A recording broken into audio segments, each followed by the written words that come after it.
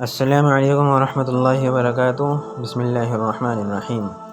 اسعد ابن ابراہیم عود بیلی مالکی عمار ابن یاسر اور زید ابن ارقم سے روایت کرتے ہیں کہ امیر المؤمنین حضرت علی ابن ابی طالب ایک روز ایوان قضا میں تشریف فرما تھے۔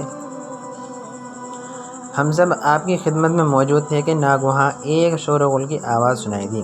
امیر المؤمنین نے عمار رضی اللہ عنہ سے فرمایا کہ باہر جا کر اس فریادی کو حاضر کرو۔ عمار کہتے ہیں کہ میں باہر گیا اور ایک عورت کو دیکھا جو اونٹ پر بیٹھی فریاد کر رہی تھی اور خدا سے کہہ رہی تھی کہ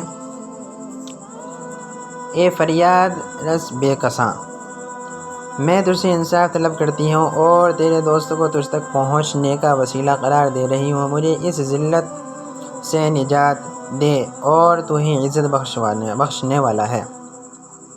میں نے دیکھا کہ ایک کثیر جماعت اونٹ کے گرد شمشیر برہنہ جمع ہے، کچھ لوگ اس کی موافقت اور حمایت میں اور کچھ اس کی مخالفت میں گفتگو کر رہے ہیں۔ میں نے ان سے کہا، امیر المؤمنین علی ابن طالب کا حکم ہے کہ تم لوگ ایوان قضا میں چلو۔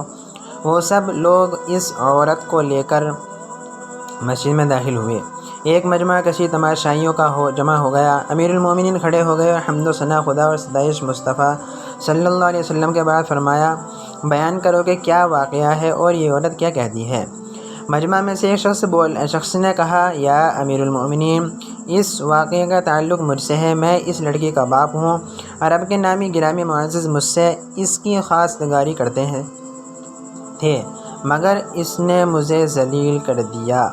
امیر المؤمنین نے لڑکی کی طرف رخ کیا اور فرمایا کہ جو کچھ تیرا باپ کہتا ہے کیا یہ سچ ہے؟ لڑکی روئی اور چلائی، یا حضرت پروردگار کی قسم، میں اپنے باپ کی بے عزتی کا باعث نہیں ہوں۔ بوڑھا باپ آگے بڑھا اور بولا، یہ لڑکی غلط کہتی ہے، یہ بے شوہر قانونی کے حاملہ ہے۔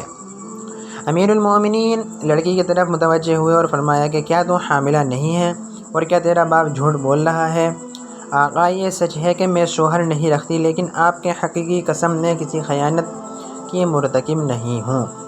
پھر امیر المؤمنین نے کوفہ کی مشہور داعیہ کو بلوایا اور کہا کہ اس کو پس پردہ لے جا کر جائزہ لو اور مجھے صحیح حالات سے مطلع کرو۔ داعیہ لڑکی کو پس پردہ لے گئی۔ تحقیق کرنے کے بعد امیر المؤمنین کی خدمت میں نہایت حیرت سے عرض کرنے لگی، امیر المؤمنین، یہ لڑکی بے گناہ ہے کیونکہ باکرہ ہے، کسی مرد سے ہم بستری نہیں ہوئی مگر پھر بھی حاملہ ہے۔ امیر المؤمنین لوگوں کی طرف متوجہ ہوئے اور فرمایا، تم میں سے کوئی شخص ایک برف کا ٹکڑا کہیں سے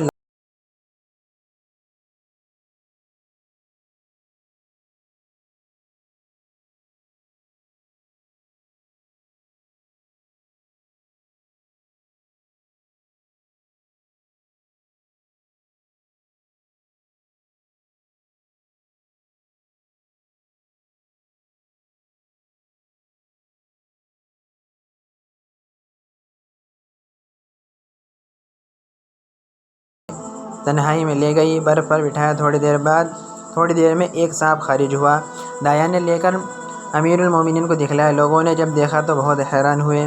پھر امیر المؤمنین نے لڑکی کے باپ سے فرمایا کہ تیری لڑکی بے گناہ ہے کیونکہ ایک سانپ تالاب میں اس کے نہاتے وقت داخل رحم ہو گیا، جس نے اندر ہی اندر پرورش پا کر یہ صورت اختیار کی۔ جب باپ کو پتہ چلا تو بہت خوش ہوا اور لڑکی کو عزت سے گھر لے گیا۔